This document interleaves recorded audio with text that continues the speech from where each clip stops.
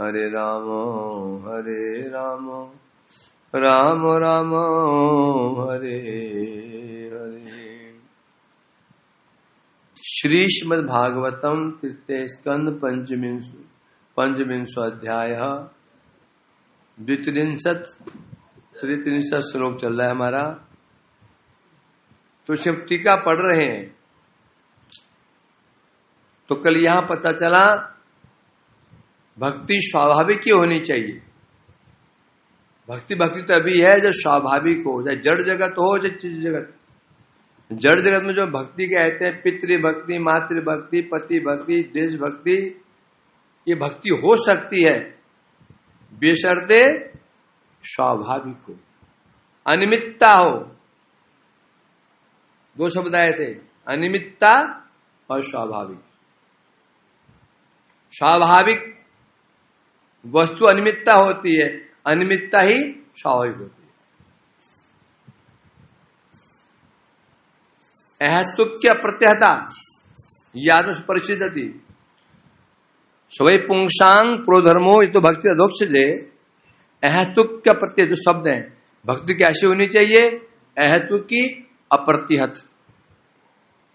कोई चीज यहां बोल रहे, नाम बदल गए बस, शब्द एक चीज एक ही है। अहेतुक मतलब अनिमित्ता, अप्रत्यहत मतलब स्वाभाविक।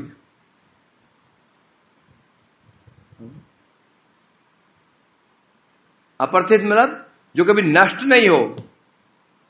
तो जगत में ऐसी कौन चीज जो नष्ट नहीं होती है? जिनमें कोई ऐसी वस्तु बताओ जो नष्ट नहीं होती है। क्योंकि संसार में ऐसी कोई वस्तु बताओ जो जिसका नाश नहीं है। क्यों नाश होता है? ऐसी वस्तु क्यों नहीं, क्योंकि उसका नाश नहीं है? क्योंकि पूरा जगत कारणमय है। जिस वस्तु कारण होगा वो वस्तु नष्ट हो जाएगी। अर्थात कारण है तो कार्य है, समझा कि नहीं? बस सीधी बात। जगत में कोई भी हम कार्य करते जो कारण होता है, पति भक्ति, मातृ भक्ति, पितृ भक्ति, देव भक्ति, देश भक्ति, इसमें कारण क्या कारण है? क्या कारण है? अपना स्वार्थ। क्या है? अपना स्वार्थ। अब स्वार्थ ही कारण है, मतलब यह है जब तक स्वार्थ रहेगा वो भक्ति होगी, स्वार्थ खत्म भक्ति भी खत्म। इसलिए बता रहे हैं क्योंकि जो जहां पर हेतु आ जाता है, कारण आ जाता है, निमित्त आ जाता है, वो भक्ति कभी भी स्वाभाविक नहीं हो सकती, अप्रतिहत नहीं हो सकती। सीधा सा बात, समझने में कोई कठिन बात तो है नहीं है। परंतु जी भक्ति में कोई कारण नहीं है, एक ही हेतु है। भक्ति क्यों की जा रही है? भक्तिया संजातीय भक्तिया। भक्ति क्यों की जा रही है? भक्ति के लिए की जा रही है। तो तुम भक्ति क्यों कर रहे हो? तो भक्ति के लिए कर रहे। तो ये भक्ति, तो ये क्या है? इसमें स्वाभाविक अपना स्वार्थ नहीं है, निमित्त है नहीं है, इसलिए भक्ति स्वाभाविक होगी और अप्रत्यत होगी। तो जो दो भक्ति बताई थी, वैदिक भक्ति, रागवनुग भक्ति, दोनों ही स्वाभाविक है और दोनों ही अनिमित्त है, दोनों में निमित्त नहीं है। अंतर यही है, जो वैदिक भक्ति थी वो कर्म से प्राप्त हुई है, और जो रागवनुग भक्ति थी पूर्व जन्म में महत्संग किया था, उनकी कृपा से प्राप्त हुई। इतना ही है बस। तो तुलना करेंगे तो रागानुग भक्ति का ही, रागानुग भक्ति ही श्रेष्ठ है। ये तो हो गया था। जैसा भी हो, अब भक्ति चाहे वो वैदिक हो चाहे रागानुगा हो, है। कैसी भक्ति है ये? अनिमित्ता। अनिमित्ता मीन्स निष्काम। अनिमित्त कहो, निष्काम कहो, अहेतु कहो, एक ही चीज है। अहेतु मतलब कोई हेतु नहीं, निष्काम मतलब कोई कामना नहीं, अनिमित्त में कोई निमित्त नहीं, एक ही चीज है। ये बता रहे हैं क्योंकि एक द्विविधा भक्ति निष्कामत्व हेतु अनुसंहित फल ही भक्ति। क्योंकि जो दोनों भक्ति है, वैदिक भक्ति, रागवैष्णव भक्ति, ये निष्काम है। निष्काम कहने से भक्ति काम, क्या भक्ति ही कामना है। जो भक्ति कामना है तो क्या फल, क्या मिलेगा इनसे? भक्ति ही मिलने वाली है। परंतु सिद्ध गरीयसी, और ऐसी भक्ति सिद्धि में, या सिद्धि में है मोक्ष, मोक्ष से श्रेष्ठ है। तो मोक्ष भी मोक्ष मिल जाएगा भक्ति से। ऐसी भक्ति मुक्ति जिसमें श्रेष्ठ है। तो मुक्ति मिलेगी भक्त को? बोलते मिलेगी। कैसे मिलेगी? मुक्ति मोक्ष भक्ति का आनुषंगिक फल है। उसको समझाने के लिए एक उदाहरण यहां पर मोक्ष के दो टाइप बताए गए थे योगेश। मोक्ष के दो प्रकार बताए गए थे। दो मोक्ष दो प्रकार का।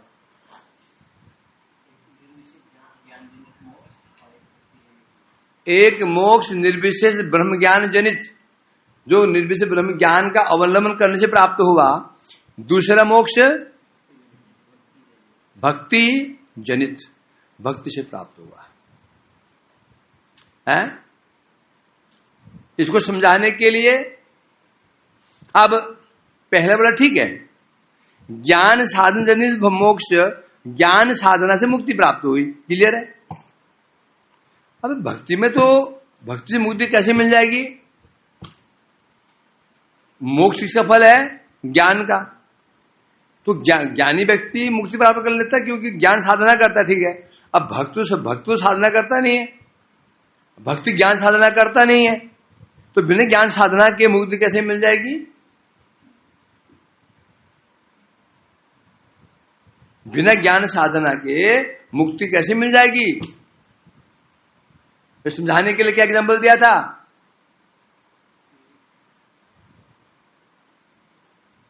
हरि भक्त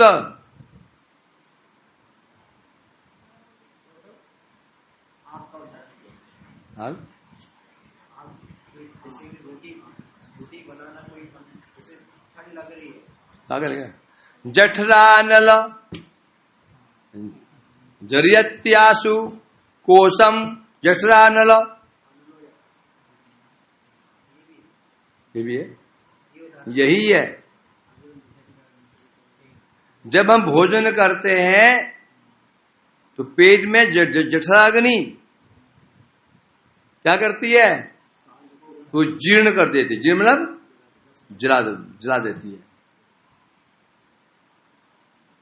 जलाती है ना? क्या जलाती है? जब जलाई तो खाने का लाभ क्या रहा? खा रहे हैं, अग्नि जला के नष्ट कर दे तो लाभ क्या रहा? खाने क्यों खाएं व्यर्थ में ही? योगेश क्या होता था इसका?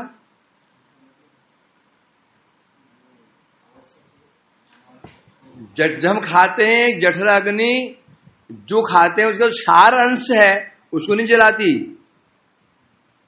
जो असार अंश है उसको नष्ट कर देती है, नष्ट कर उसको बाहर निकाल देती है। और जो सार अंश है उस सार अंश के द्वारा क्या करती है? हमारे शरीर को, हमारे इंद्रियों को, हमारे सप्त धातुओं को पुष्ट करती है ना? शैरू भक्ति माइक्स उसी प्रकार से अब वो व्यक्ति ने जो भोजन किया उसका उद्देश्य नहीं था, उसने सोचा नहीं था कि जो खा रहा हूं सारण से बाहर निकल जाएगा, वो सोचा पूरा ही अंदर रहे तो अच्छा ही है। रसगुल्ले खाए बाहर निकल जाएगा, कैसे काम चलेगा? पूरा अंदर रहना चाहिए है। मुझे पता ही नहीं कब ये काम हो गया, उन्हें सोचा नहीं था। खा रहा हूं, आधा 75% बाहर जाएगा, 25% अंदर रह जाएगा। उसे पता नहीं क्या हो रहा है, पता ही नहीं उसको, पूरे खा लिया बस। न जानते हुए भी, न चाहते हुए भी जो भोजन किया हमने भोजन किया तो असार अंश था, हे अंश था, अपना नष्ट हो गया। किसने नष्ट किया? जठराग्नि ने नष्ट कर दिया।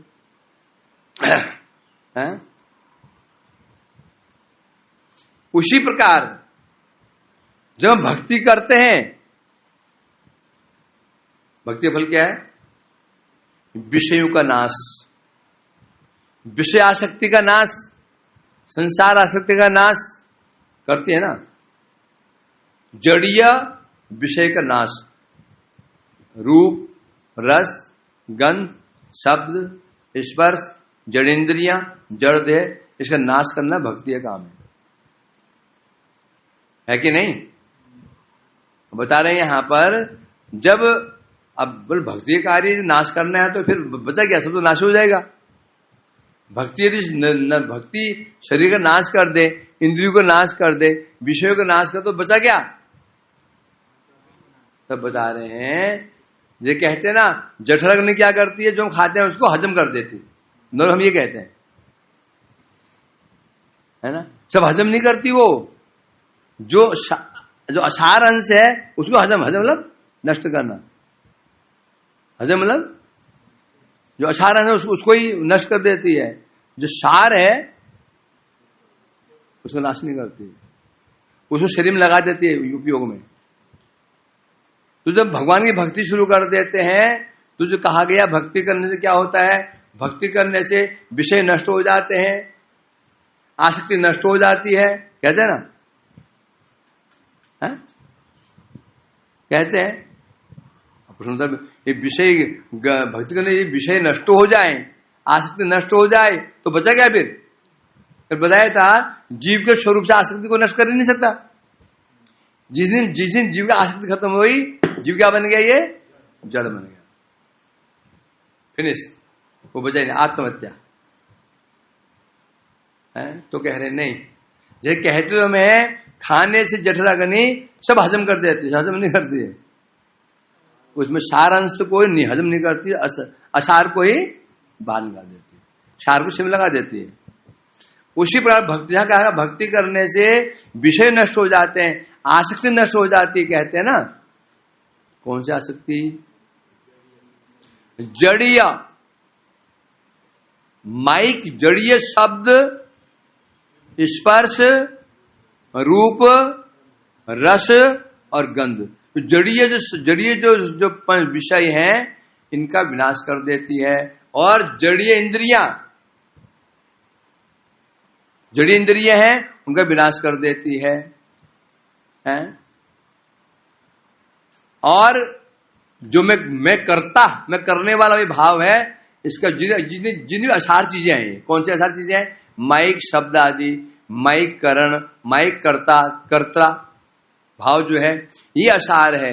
भक्ति देवी क्या करती है? ये जो असार अंश है हमारे शरीर में, इसको जीर्ण कर देती है, हजम कर देती है, खा जाती है। भक्ति क्या कर जाती है? उसका ग्रुप हजम कर, मतलब नष्ट कर देती। किंतु शरीर में जो सारांश है, सारांश क्या है? भगवत संबंधी विषय, भगवान का रूप, रसगंध, शब्द, स्पर्श है। भगवत अपराकृत जो इंद्रियां जीव की हैं, जितने भी ये वस्तुएं हैं, इनको जीर्ण, इनका नाश नहीं करती है, बल्कि भक्ति इनको पुष्ट करती है। क्या करती है? पुष्ट करती है। अपराकृत जो इंद्रिय है इसको पुष्ट कर देती है, अपराकृत मन को पुष्ट कर देती है, बुद्धि को पुष्ट कर देती है, देह को पुष्ट करती है,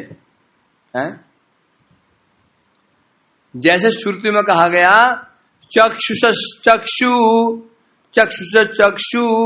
अर्थात चक्षु आदि इंद्रिय शक्ति प्रदाता। भक्ति कैसी है? चक्षु आदि इंद्रिय हैं उनको शक्ति प्रदान करने वाली है। पानी पी ले, पानी लेके बैठा कर, पानी नहीं है क्या? बोल कर क्या? ले पे होता रहता है। क्या बोला था मैं?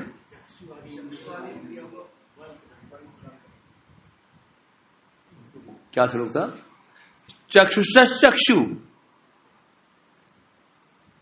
अर्थात कहां कहा गया? श्रुतियों में कहा गया। अर्थात चक्षुर आदि, चक्षु आदि कहने से चक्षु कर्ण नासिका जीवा जो जो इंद्रिय हैं, इनको जो शक्ति प्रदान करती है मुझे भक्ति कहते हैं, क्योंकि बिना बिना शक्ति के काम नहीं करेंगे। चक्षु को शक्ति को प्रदान करती भक्ति। जब भक्ति हो जाएगी क्या होगा? प्रेमांजन भक्ति विलोचने न संत हृदय विलोकयंती। क्या श्लोक है? प्रेमांजन भक्ति विलोचने न संत हृदय विलोकयंती यं श्याम सुंदरम। जब भक्ति हमारी इंद्रियों को बल प्रदान करती है, कौन सी इंद्रियों को? जड़ इंद्रियों को तो बल प्रदान करेगी नहीं, करने को लाभ नहीं है ना। बल प्रदान करते तो उसका दुरुपयोग होने वाला है। तो क्या करेगी वो? जो हमारी जिनमें इंद्रिय हैं उनको बल प्रदान करती है। ये रेव यही एवं जिसके द्वारा, अर्थात भगवत संबंधी वस्तु, किसके द्वारा?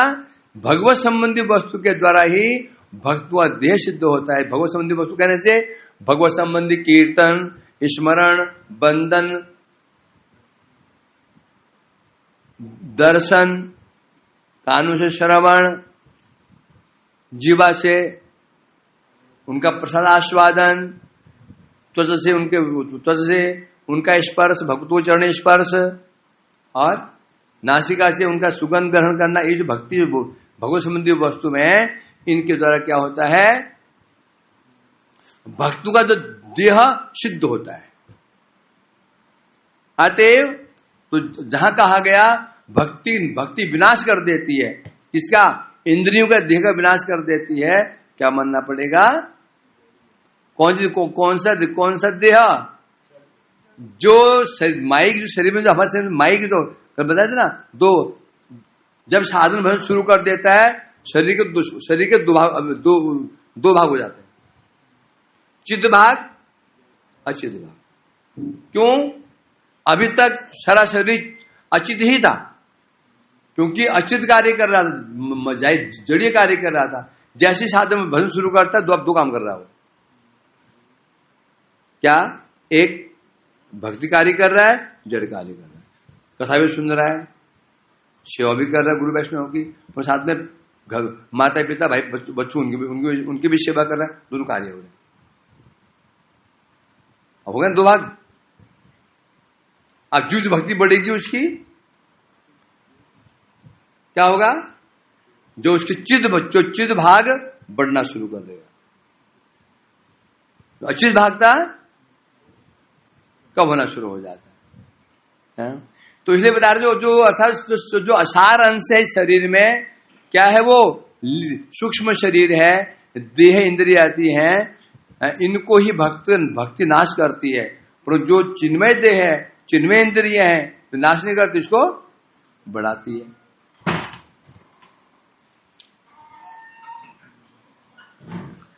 तो कल यहां पर यह प्रश्न किया था महाराज युधिष्ठिर जी ने, जो बैकुंठपुरवासी जो जीव, भगवान का जो अंश जीव है, उसका देह कैसा है?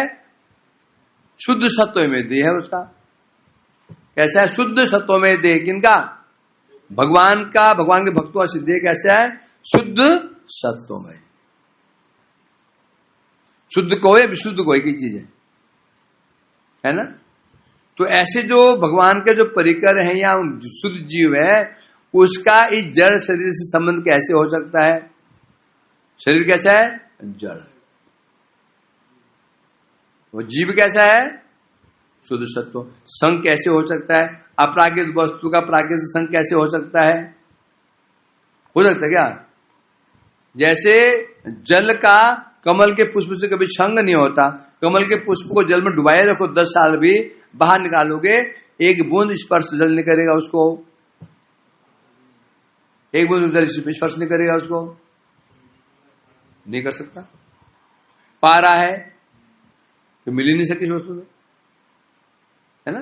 ये कह रहे हैं आप उसी प्रकार से जो अंदर जीवात्मा जो शरीर में निवास कर रहा है, जीवात्मा उधर शरीर कैसा है, शुद्ध सत्व में, और जड़ बाहर शरीर कैसा है, जड़ है, संबंध हो ही नहीं सकता। तो संबंध कैसे हो सकता है, ये प्रश्न था महाराज युधिष्ठिर जी का। और प्रश्न कहां किया था उन्होंने, 7वें स्कंद में प्रथम अध्याय में और 34 नंबर श्लोक था। दूसरी ओर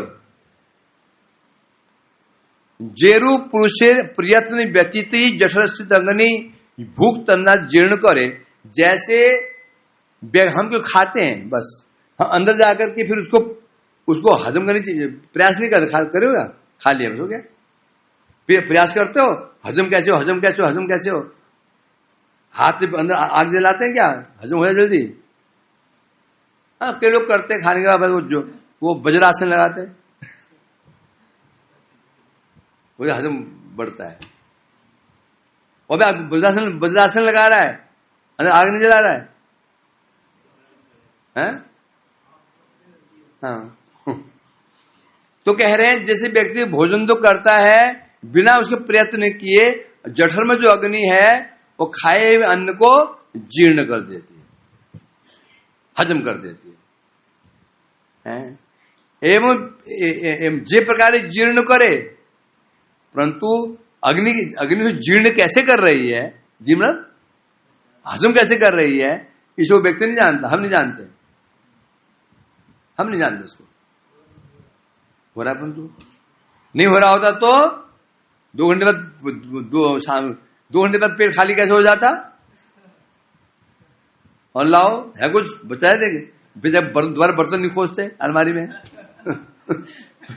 कुछ हलवा पड़ा है कि नहीं पड़ा हुआ, तो सब खा गई। अरे यार गलती कर दी, फिर रख लिया, थोड़ा बहुत रखा ही नहीं, इसका मतलब जीर्ण हो गया, व्यक्ति नहीं जानता। उसी प्रकार से मोक्ष निमित्त कौन प्रयत्न ना कर ले, वो तो भगवान के जो भक्त होते हैं उनका उद्देश्य मोक्ष नहीं होता, वो मोक्ष के लिए चेष्टा नहीं करते हैं, ना करने पर भी वो केवल क्या करते हैं, श्रवण कीर्तन स्मरण बंधन भक्ति के अंग हैं, उनका पालन करते हैं। उनका उद्देश्य मोक्ष प्राप्त करना नहीं होता, केवल भक्ति का पालन करते हैं। और तहर माधुर्य आस्वादन मत भक्तजन, मतलब की भक्ति करते करते करते भगवान के आस्वाद, भगवान के माधुर्य आस्वादन में मत हो जाते हैं, भगवान के माधुर्य के आस्वादन में मत हो जाते हैं। आप हो जाते मत, होश ही नहीं कब क्या होगा, डूब जाते हो, माला कर डूब जाते हो, कथा में डूब जाते हो, मत हो जाते हो, न खाने का होश न पहनने का होश, है ना सुबह किसी ने योगेश, मत। तो वो केवल क्या करता है, वो नाम आदि का कीर्तन करता है, नाम रूप गुण लीलाओं का कीर्तन करता है, स्मरण करता है, अर्चन करता है, बंधन करता है, करते करते भगवान के माधुर्य का आस्वादन में से मत हो जाता है।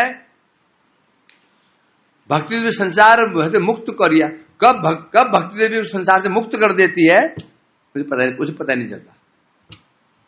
भोजन किया तो उसे भोजन कर दिया आदमी ने, अंदर क्या हो रहा है पता नहीं उसको, पता जब पास हो गया पेट हल्का हो गया समझा कि नहीं, अच्छा है कि नहीं, जो खाते वैसे निकल जाता है ना, जो है ना चुकंदर खाओ, चुकंदर सारा लाल पखा निकलेगा, जो खाते हैं। तो अब व्यक्ति को पता नहीं, परंतु लाल डर के लाल कैसे हो गया, क्या मैं पैसे नहीं हो गया, खून पेट में अतड़ियां सड़ गई हो, अरे चुकंदर आज क्या खाया था, बीट, अरे होता ना सर, तो ये कह रहे हैं यहाँ पर। तो वो तो केवल क्या करता है, श्रवण, वो ज्ञान की चेष्टा नहीं कर रहा, वो भक्ति कर रहा है, श्रवण कीर्तन कर रहा है, लगा हुआ है और प्रभु को माधुरी का आस्वादन कर रहा है, मत है। भक्ति देवी अपना काम कर रही है। कब उसे संसार से मुक्त कर दिया मुझे पता ही नहीं चलता, है कि नहीं? तुम ही लोग है ना, हम लोग नहीं है। हम जो घर में थे, जो हमारी खान पान में रुचियां थी ना, कोई अंडा खाता था, कोई मछली खाता था पकौड़ा बना करके, कोई टांग खींचता था, केकड़ा खा रहे। अब जब भक्ति मार्ग में आया, दाल में लहसुन में सौंफ बनाओ तो दाल अच्छी नहीं लगती थी। क्या दाल बनाई? सौंफ तो कम में तड़का, अरे प्याज तो भाई काट करके सलाद में खाते थे ना, अच्छा लगता था। अब मठ में आए, तुमने अब वही चीज सामने आती है कि मछली बन रही हो, कि अंडे कहीं भर रहा, बदबू कैसी आती है। अब बताओ, जो तुम्हें उससे विरक्ति हुई है, तुमने क्या चेष्टा की? तपस्याएं की, वैराग्य किया, क्या? तो क्या कारण बना? जो कल हमें सुगंधित लगती थी, आज वही चीज ऐसी बदबू, मतलब दिमाग फटने लगा है। तुमने ऐसे क्या कार्य किया? तपस्याएं की, उल्टे लटक करके, नंगे धड़ंग होकर के, भूखे प्यासे रह करके क्या किया? आज तुम्हें हमें वही चीज क्या लग रही है? घृणित नहीं, महाघृणित। पता चल रहा है ये व्यक्ति मांस खाता है, उसे बात करने की नहीं होती। तो है ना, रास्ते में मुसलमान बैठ जाए बगल में, देखते मन खराब हो जाता है, कहां से होता है ना? ऐसे कैसे हो गया? योगेश सो रहा है, ऐसे कैसे हो गया? किससे हुआ ये? हम कुछ विशेष काम नहीं कर रहे हैं, कोई पहाड़ नहीं खोद रहे हैं, पंखे बैठ करके, गुजरे बैठ करके श्रवण कर रहे हैं, कीर्तन कर रहे हैं, चकाचक प्रसाद पा रहे हैं, है ना? सोचो। अगर लोग बोलते कुछ भक्ति से क्या हो जाएगा, अरे प्रमाण तो हम ही हैं। प्रमाण नहीं कि सोचो, जो हमें प्राण से जो चीज प्यारी होती थी, प्यारी चीज लगती थी, आज वो हमको ऐसे जहर जैसे लगती है। कैसे हुआ और कब हुआ? मैं बताऊं, तुम मठ में आए, कितने साल बाद, कौन से दिन, कितने बजे तुमको विरक्ति हुई? प्याज लहसुन जो खाते थे मांस इत्यादि से, बोल सकते हो?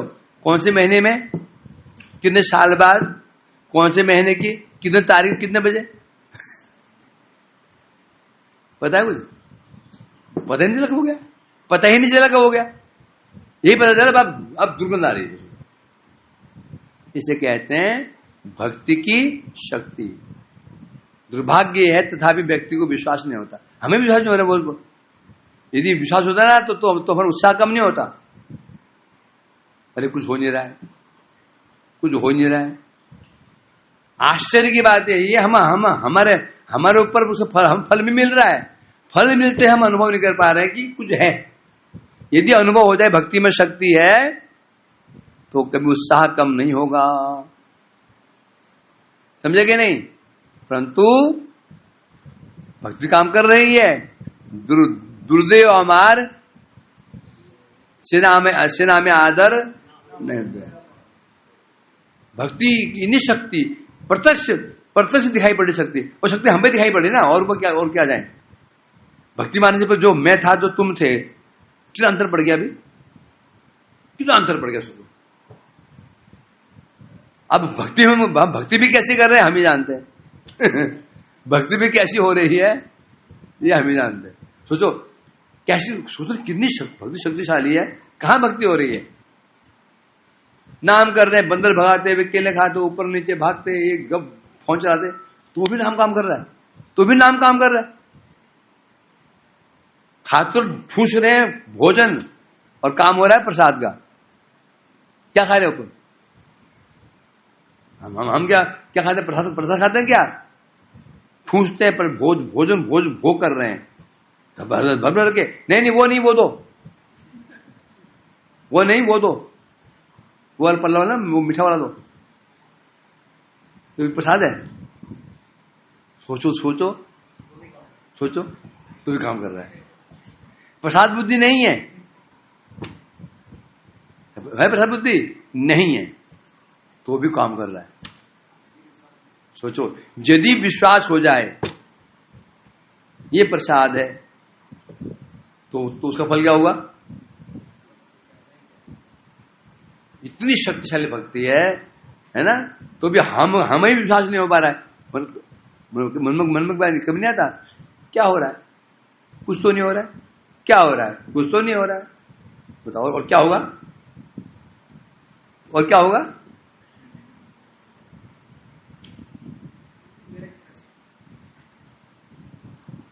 मुझे पूछो, भगवान से पूछो।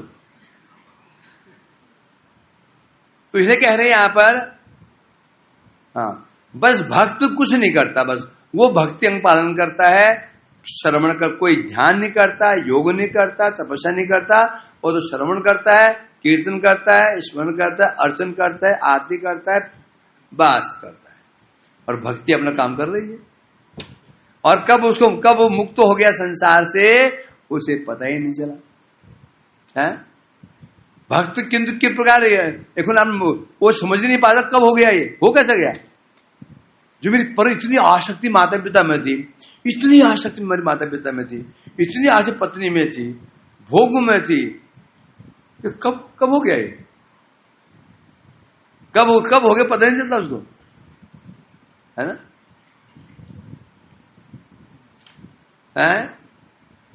कखन आमार मुक्ति हले अनुसंधान करे ना। एक तो कब होगा, एक होता है ना, ये मैं भक्ति कर रहा हूं, कब मेरे संसार से मुक्त हो जाऊंगा, आसक्ति खत्म हो जाएगी, इसका भी वो सोचता क्या? सोचता नहीं हो गया, और कब हुआ ये पता नहीं, हो जाएगा ये भी ज्ञान नहीं है उसको, और कब हुआ ये पता नहीं, ये भी उसको पता नहीं। उसको भोजन करने पहली रात में सोच ले खीर खा रहा है, नहीं तो बेकार ही है, बस इतने काम आएगा, मजा आएगा। तुम हलवा खा रहे हो, चकाचक हलवा, यहाँ बैठा हुआ है, खा तो एक कटोरी रहा हूं, काम को तो इतना सही है, एक चम्मच, ये पल मन में आ जाए तुम्हारे, अब मजा आएगा खाने का। हलवा खा रहे सोच रहे ये फालतू चीज है, इसमें एक चम्मच ही काम का है, बाकी तो सारी है, निकलने वाली निकल जाएगा, टेस्ट आएगा। यहां से कह रहे हैं, यहां पर श्रीमद् भागवत में ऐसे कहा गया, त्वत्पाद पोतेन महत्कितेन, त्वत्पाद पोतेन महत्कितेन, अर्थात अखिल शुद्ध सत्वीर, क्या बता रहे हैं, हे प्रभु, आपके जो भक्त होते हैं, है ना, जब आप में अभिनिविष्ट हो जाते हैं, आप स्मरण करते करते, कीर्तन करते अभिनिविष्ट हो जाते हैं, तो फिर आपके चरण कमल कैसे हैं? पोत में होता है जहाज, जल जहाज पोत कहते हैं। क्या कहते हैं? पोत। और नाव को नौका, पोत है ये। समुद्र पार करने नाव काम नहीं आती है, क्या आता है? पोत मैंने बड़ा जहाज। तो आपके चरण कमल कैसे हैं? तरणी की भांति हैं, पोत की भांति, नौका की भांति हैं। बस आपका भक्त उसे आश्रय कर लेता है, और उसके लिए भवसागर कैसा हो जाता है? गोस्पद न्याय तुच्छ, गाय का खुर। बरसात में गाय जाती है ना, तो कीचड़ था, पैर रखा, गड्ढा बन गया, सूख गया, गड्ढा बन गया, पानी भर गया उसमें। स्नान जा रहा था स्कूटी लेकर के, स्लिप करके डूब गया उसमें, मर गया। कहाँ वो खोजने के लिए आज मिला ही नहीं, कहाँ डूबा पता नहीं। फिर क्रेन में है, क्रेन मंगाई गई, वो गड्ढे में निकालने के लिए डेड बॉडी निकालो। समाशिताये पद पल्लव पल्लवम महत पदम पुण्यशो मुरारे भवाम बुद्धि वत्स पदम परम पदम पदम पदम विपदान तेषाम। क्या कह रहे हैं? समाशिताये, हे भगवान आपके जो पद पल्लव चरण कमल हैं, उनका आश्रय ग्रहण कर लेता है तो क्या होता है? भवाब्दिपोतम, भव अवधि, अवधि माने समुद्र, भव माने जो भव सागर के लिए आपके चरण कैसे हैं? बोलते हैं पोत जहाज के समान। पदम पदम यद विपदान तेषाम, जब चरणों का आश्रय ग्रहण कर लेता है पद पद में उसको विपत्ति आ ही नहीं सकती। तो कैसे बता रहे हैं? भवाब्धि पोतम वस्त पदम, भव समुद्र कैसे क्या बन जाता है? एक होता है गोष्पदम, यहां तो गोवस्त पदम कह रहे हैं, इसमें क्या गोपदम गोष्पदम, उसका तभी गाय का खुद बड़ा होता है। गोवत्स पदम, गाय का बछड़ा होता है, छोटा बछड़ा, उसके इतना सा होता है खुद, उसमें गड्ढा पड़ गया तो पानी भर गया। और मैंने कहा भाई योगेश स्कूटी लेके जा रहे हो, सामने गड्ढा भी है, डूबे मर बन जाना। वो बड़ी धीरे धीरे चला रहा है, गड्ढा कहाँ है, गड्ढा कहाँ है, गड्ढा कहाँ, गड्ढा कहाँ, बेचारा घूम करके आ गया। प्रभु जी आपने गड्ढा कहा था? गड्ढा तो मिला ही नहीं। मैं ले गया हाथ पर, ये क्या गड्ढा? देखो भी गड्ढा नहीं है। अरे मैं तो कब पार करके पता नहीं चला, गया भी जाकर आ भी गया, दिखाई नहीं। क्या मतलब? संसार महासमुद्र, महापोत सागर है, परंतु जो भगवान का चरणाश्रय कर लेता है उसमें संसार कैसे बन जाता है? गाय के बछड़े के खुर से बने हुए गड्ढे में जितना पानी आता है, उस जो राही चल रहा है उसके लिए क्या महत्व है उसका? संसार तो संसार दुख जल दो है किन्हीं संसार को कैसे कैसे उपाय दे रखी है? संसार दावा नलीन गृह मंद कूपम जत अंधा कुआ, संसार कारागृह संसार कारागार, संसार दुख जल दो, संसार दुख समुद्र है। इतने अच्छे अच्छे उदाहरण दिए यहां पर, संसार को अच्छे उपाय दे रखी हैं। गृह मंद कूपम जत, है ना? हरिमाश्रयत, कौन कहा ना? तो साधु मनिये असुरवरी देहि नाम समुद्र दुग्न दिशाम सदगरात हित्वाद बातम गृह मंद कूपम बनम गौजद हरिम आश्रयत। आता हिरण्यकश्यप ने बता, बेटा प्रहलाद तू गुरु गिरह से पढ़ करके आया ना, बता तू सबसे अच्छा क्या लगा, बता बेटा। तो कह रहे हैं हे पिताजी मैं साधु उसको ही मानता हूं जो घर को अंधा कुआ मान करके परित्याग कर दे और वन में जाके भजन करे। कौन कह रहा है ये? प्रहलाद जी कोई सामने बद्ध जीव नहीं है, परमाणिक व्यक्ति है, मानना पड़ेगा। संसार दामन कौन बोला?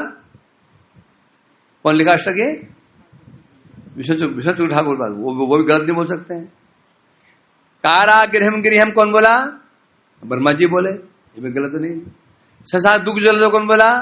प्रबोधन सरस्वती बात बोले, वो गलत नहीं बोल सकते हैं। जिसने भी ये जगत की निंदा की है, इस संसार की निंदा की है, कोई भी सामान्य पुरुष नहीं है, सब प्रमाणिक व्यक्ति हैं, कोई झूठ नहीं बोल सकता। हमको विश्वास नहीं होता। नहीं वो गलत कहा होगा, उनके लिए हुआ होगा उनके लिए हुआ होगा, हमें तो हमारे लिए अच्छा भैया, हमारे लिए तो अच्छा है, मजे आ रहे हैं। और जी कैसे हो? मजे में, आनंद में। आनंद क्या वही जाने, आनंद क्या है वही जाने, मजे में। ठीक है, आनंद में रहो।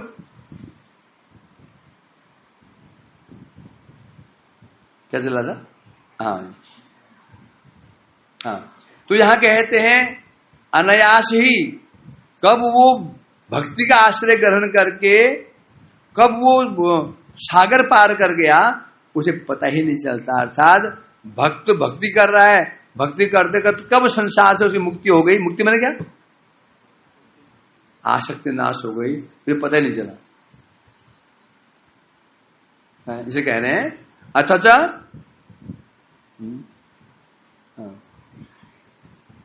उसी वैसे अनुसार ना कर ले हो। भक्त ना तो मुक्ति की चेष्टा करता है, भक्त चेष्टा करता है आसक्ति खत्म हो जाए, आसक्ति खत्म हो जाए, चेष्टा करता है, नहीं करता। हम चेष्टा करते आसक्ति खत्म हो जाए, नहीं कर रहे, है ना। परंतु हो गई, कब हो गई पता ही नहीं चलता। आरो भक्त जनेर ज्ञानी गणे न्याय त्रिभूमिक ब्रह्म ज्ञानी अभाव। अब बोल रहे तो भाई भक्त को मुक्ति मिल गई तो ठीक है, ज्ञानी को मुक्ति मिलते क्यों, ज्ञानी साधन करते हैं। मुक्ति साधन क्या है, ज्ञान, ब्रह्म ज्ञान। जब ब्रह्म ज्ञान का अनुशीलन नहीं करते भक्त, मुक्ति कैसे मिलती, तो बता रहे हैं ब्रह्म ज्ञान के अभाव होने पर भी तो मुक्ति कैसे मिल गई, तो बता रहे हैं नयम आत्मा प्रवचन लभ्यो न मेधिया न बहुना सुते न ये बेचुण तेन लभ्य तस्य, है ना। क्या बता रहे हैं यहाँ पर, श्लोक है ना, कहाँ श्लोक है, कठोपनिषद का श्लोक है, हैं? वो जो भगवान को अपनी चेष्टा से अच्छे क्या प्रवचने न खूब कथा करेंगे, दबा कर कथा करेंगे, नहीं करेंगे। न मेधया तीव्र बुद्धि, वो रट लेंगे गीता भागवत सब, नहीं होगा। बहुना सुनते हैं, खूब सुनेंगे, खूब सुन लेंगे, नहीं होगा। मतलब तो सुनने से भी नहीं होगा, पढ़ने से भी नहीं होगा, और कीर्तन से भी नहीं होगा, तो कैसे होगा बताने। बस यमेवेश वर्ण होते, यमे एव यम एव एश मैंने वो यम मैंने जिसे वर्ण कर लेते हैं, जिसे भगवान वर्ण कर लेते हैं, ये मेरे को जान जाए, ये मुझे प्राप्त कर ले, वही प्राप्त कर पाएगा। ये मत सुन, ये ना समझे कि हम 3 लाख नाम करके प्राप्त कर लेंगे, खूब कथा सुन प्राप्त कर लेंगे, नहीं होगा।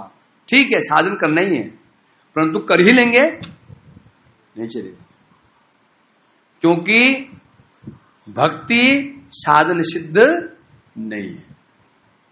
क्या है, कृपा सिद्ध।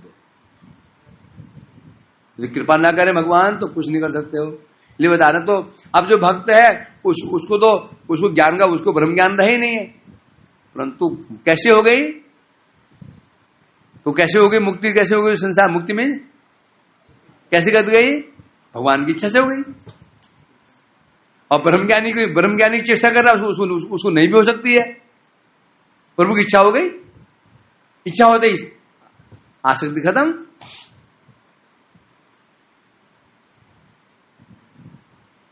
टाइम हो गया,